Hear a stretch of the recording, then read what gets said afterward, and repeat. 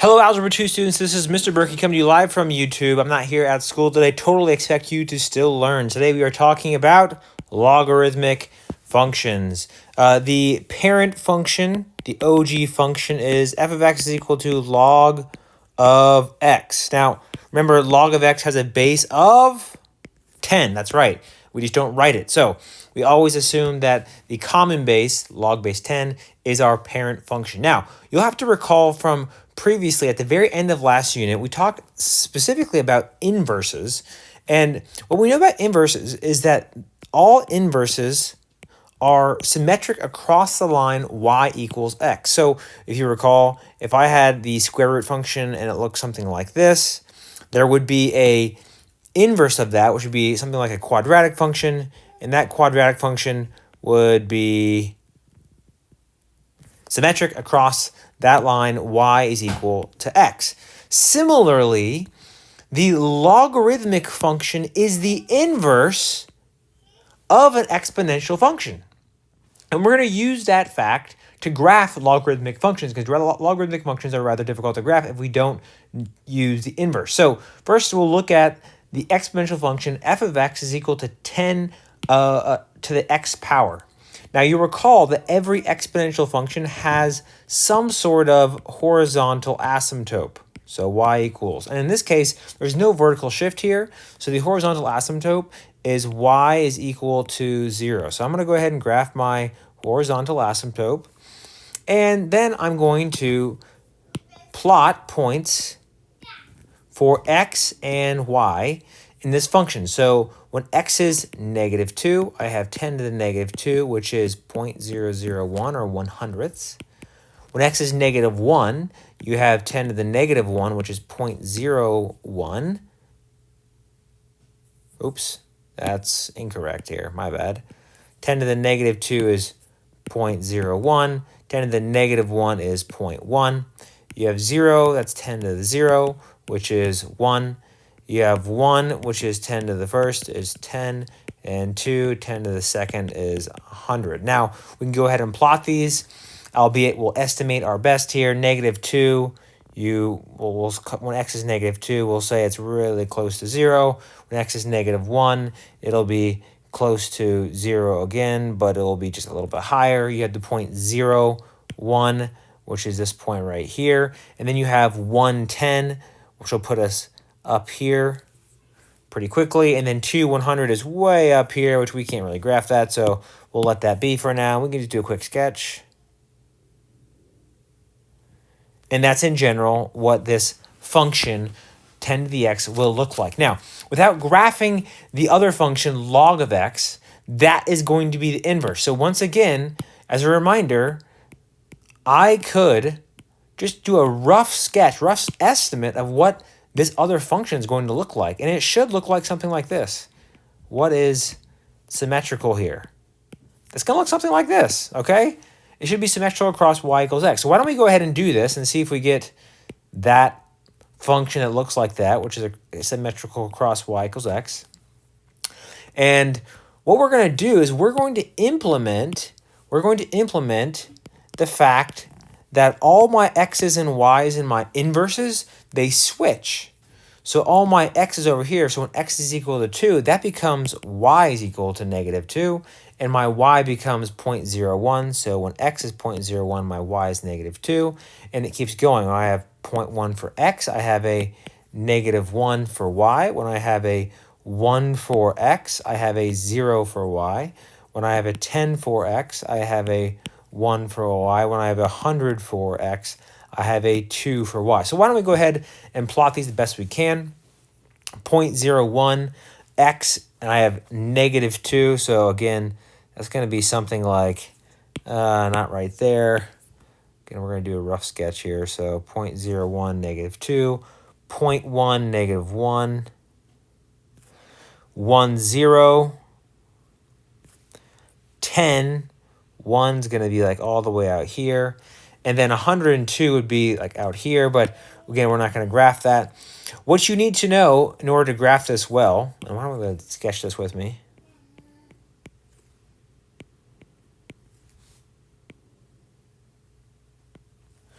Is that while exponential functions have horizontal asymptotes. Logarithmic functions have vertical asymptotes. And this vertical asymptote, if there is no vertical or horizontal shift, is going to be at x is equal to 0. So we can go ahead and sketch our vertical asymptote. Here it is, x is equal to 0, which means that this blue line going down here will never actually cross the vertical asymptote. So you can see again that this is going to be, this log function is symmetrical, would be symmetrical to 10 to the x.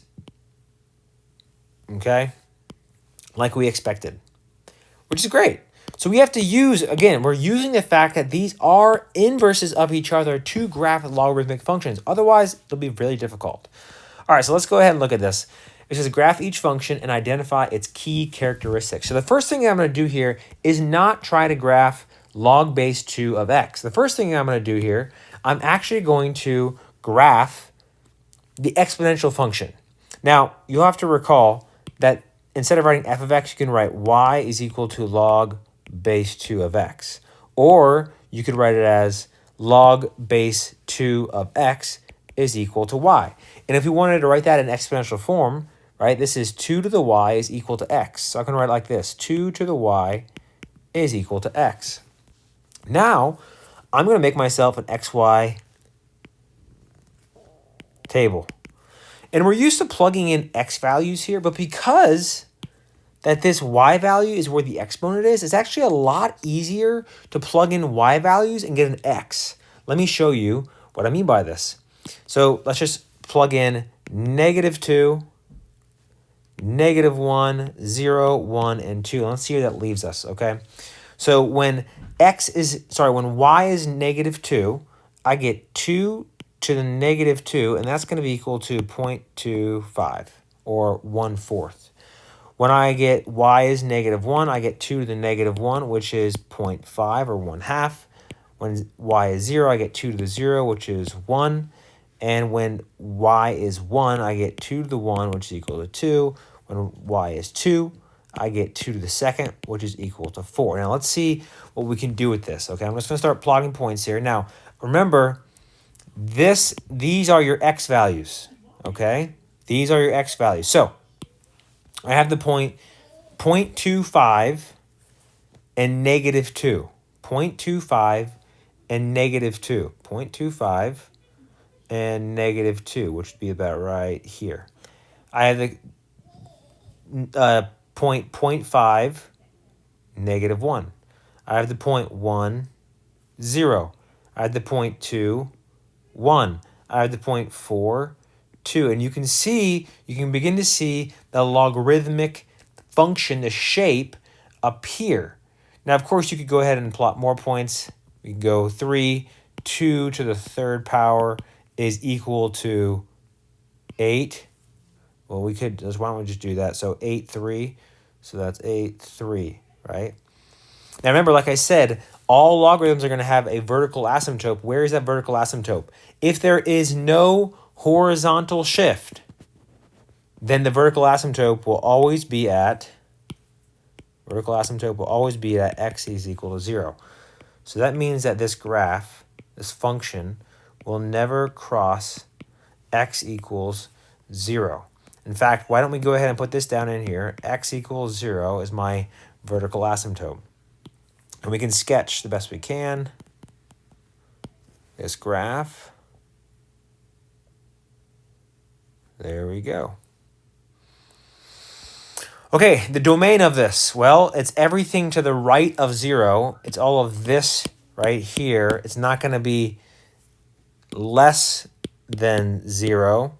So we can say the domain is the set of all x values such that x is greater than 0. And the range, well, it goes down all the way to -infinity. And albeit it'll go slow, but it will reach to infinity. So this range is all real numbers.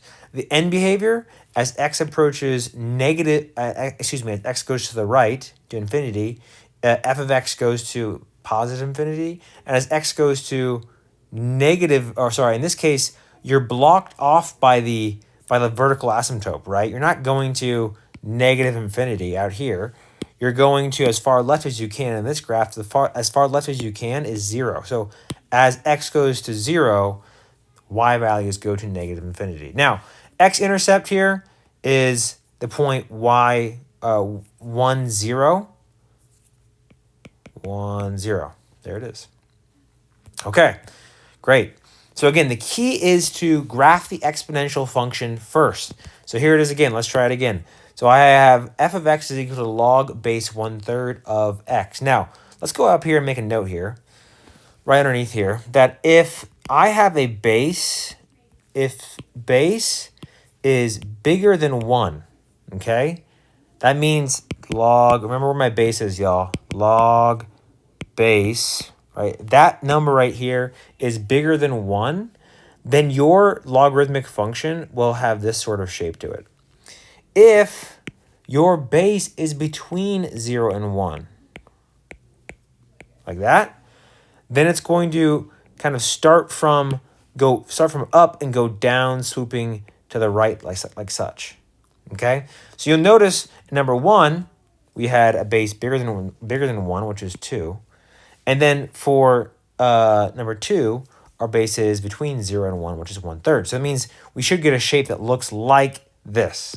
All right, first thing that we want to do, again, if it's helpful for you, to rewrite it like such. So then you can rewrite it as an exponential function. So I have 1/3 to the y is equal to x. And then we can use our table, x, y, and plug in values not for x, but for y. And this is why it's important. I'm stressing so much on like knowing your exponents, because what I'm going to do here is I'm going to plug in values for y, and I have 1/3 to the negative 2. 1/3 to the negative 2 is not 1/9 because the negative in the exponent flips it, so it actually becomes equal to 9. Again, pause this video, search negative exponents with fraction bases in Google if you're stuck here. Plug in -1 for y, I get 1/3 to the -1, and that gives me 3. If I plug in 0, that's 1/3 to the 0. That's going to give me 1. If I plug in 1, 1/3 to the 1 gives me 1/3. And if I plug in 2, 1/3 to the 2 is going to give me 1/9. So let's go ahead. First off, let's graph our vertical asymptote. Remember, if there is no horizontal shift, then the vertical asymptote is always at x equals 0.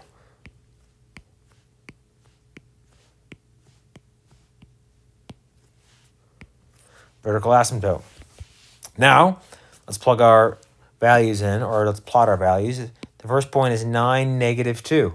So I go to 9, -2. It's right there. Next point is 3, -1. 3, -1. 1, 0. You can see the shape beginning to take place. 1/3, 1. 1/9, 2. Okay? And you can see again, compared to the previous graph, this graph has a little bit different shape. It's approaching that vertical asymptote in that direction, and there we go. Okay, so the domain here, again, everything to the right of 0 there. So it's the set of all x values such that x is greater than 0. The range, even though this looks like it gets really level right there, it's still decreasing. So it goes all the way down and all the way up. So this is still all real numbers. The end behavior, as x goes to the right, approaches infinity, it goes to infinity. And as x goes to the left, well, as far left as it goes is 0. So if x goes to 0, it goes, oh, oops, I messed this up here, huh? These should be switched. As x goes to 0, y goes to infinity. And as x goes to infinity, right, it's going down here. So y is going to negative infinity. And the x-intercept here is the point 1, 0. Okay, now we've looked at two cases where we have a base of 2 and 1/3. You can see different shapes. We're using the inverse. Now we'll go ahead and look at what happens when we do transformations with these functions. So we've practiced this over and over again, transformations with all sorts of functions. And you know that in each case when we have transformations, there's going to be an h and k somewhere. So this is like the template that we use for when we transform logarithmic functions, right? And in this case, I want you to think of hk not as the vertex or the center, but I want you to think of hk as the new origin. And I'll explain why. Think of this as the new origin, okay? Let's look at number 3. Number 3. Now, this means that I'm going to have a horizontal shift,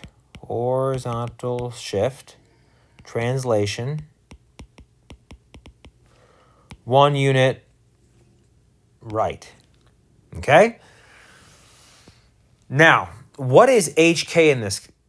Hk is going to be, well, h in this is 1, and the k is not there, so it means it's 0.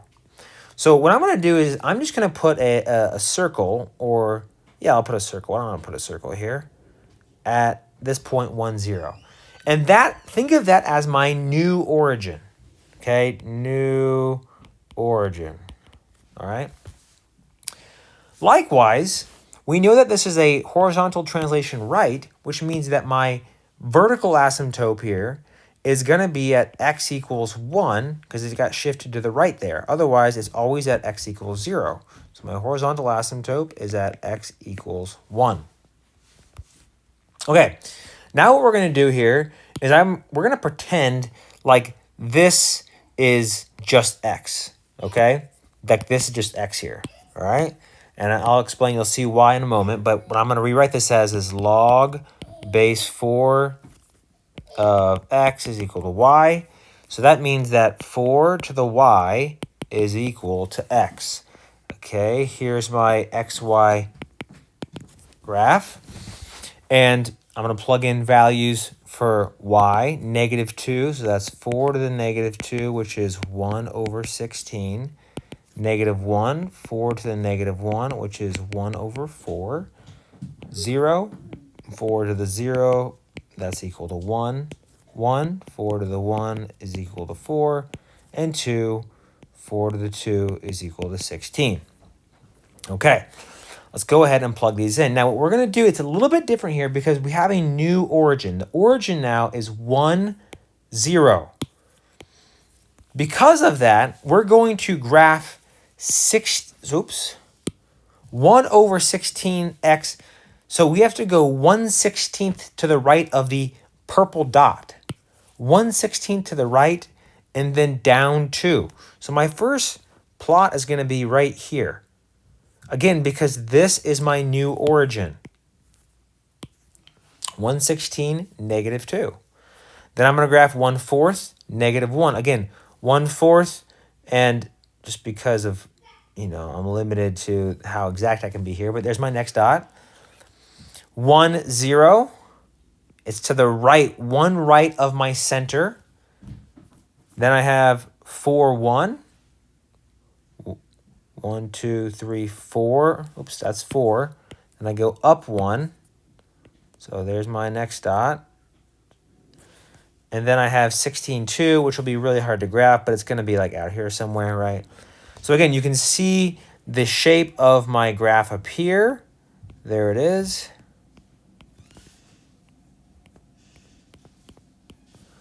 Okay.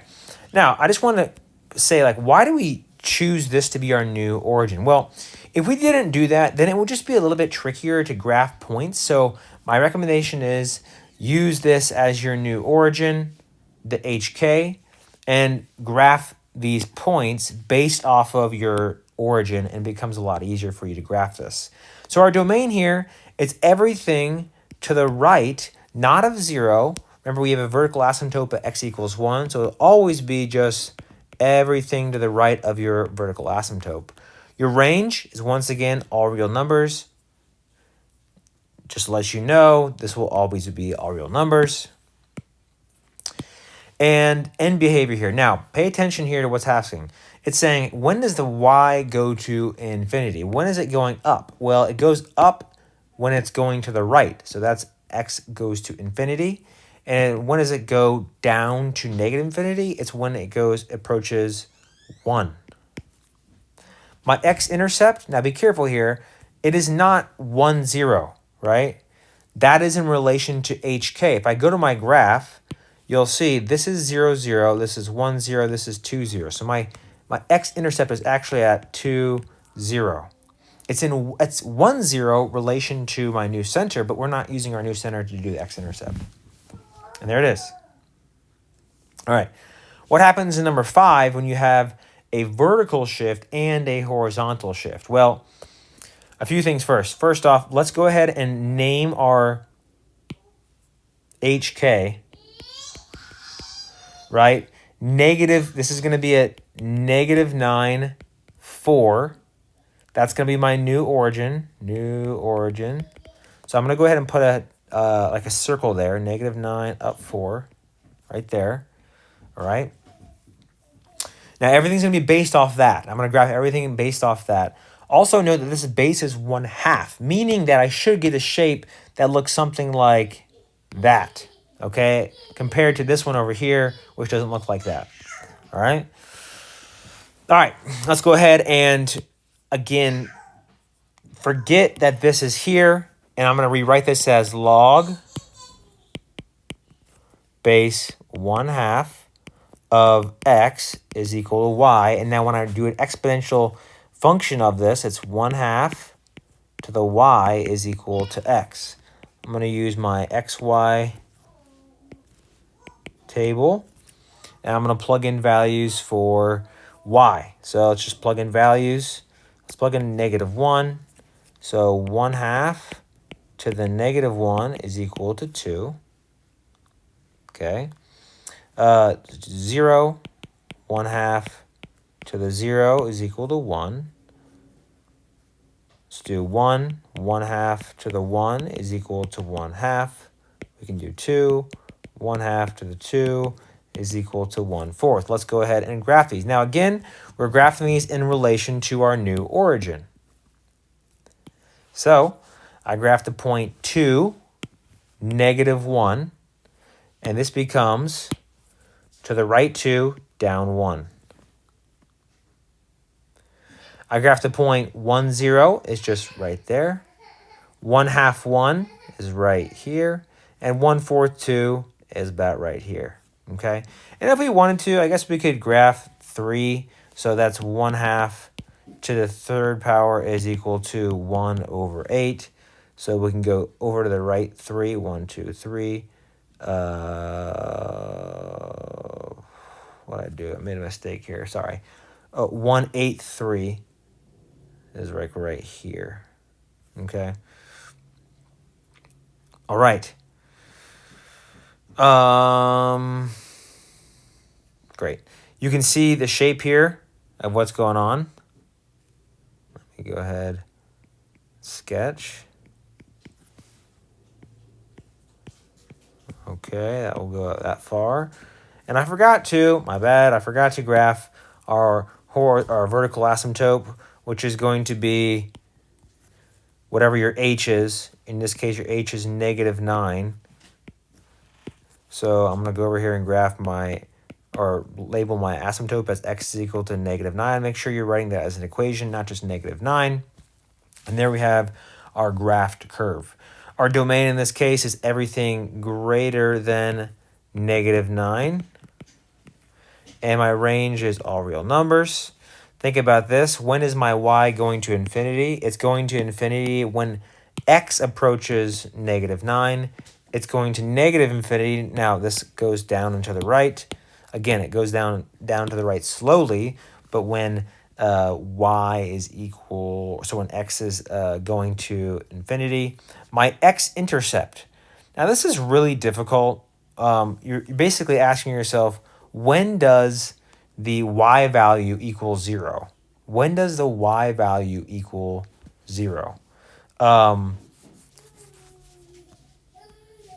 do I want to answer this question? You can plug into your graph, like you'd have to, let's just write this equation here. 0, why isn't this appearing on my screen? 0 is equal to log base 1/2 of x plus 9 plus 4. So this is 1/2 to the, oh, you know what? It should be, my y value needs to be 0, yeah. So this is 1/2 to the 0. And so I need this right here to be, equal to 1. Okay. We'll go over this in class on, Wednesday or Thursday, whenever I see you next, on how to find the y-intercept in this case. But I just need you to write this down. The y-intercept is going to be, the x-intercept is going to be 7, 0. Okay? We'll talk about this in class on when I see you next. Okay? All right, y'all. That's it. I want you to try 4 and 6 on your own. You can check your answers underneath the page. It says class notes answers key. Then you're working on your Desmos. Then the sub will pass out your homework assignment. Hopefully you have time to finish that in class. That's it from me. Happy learning.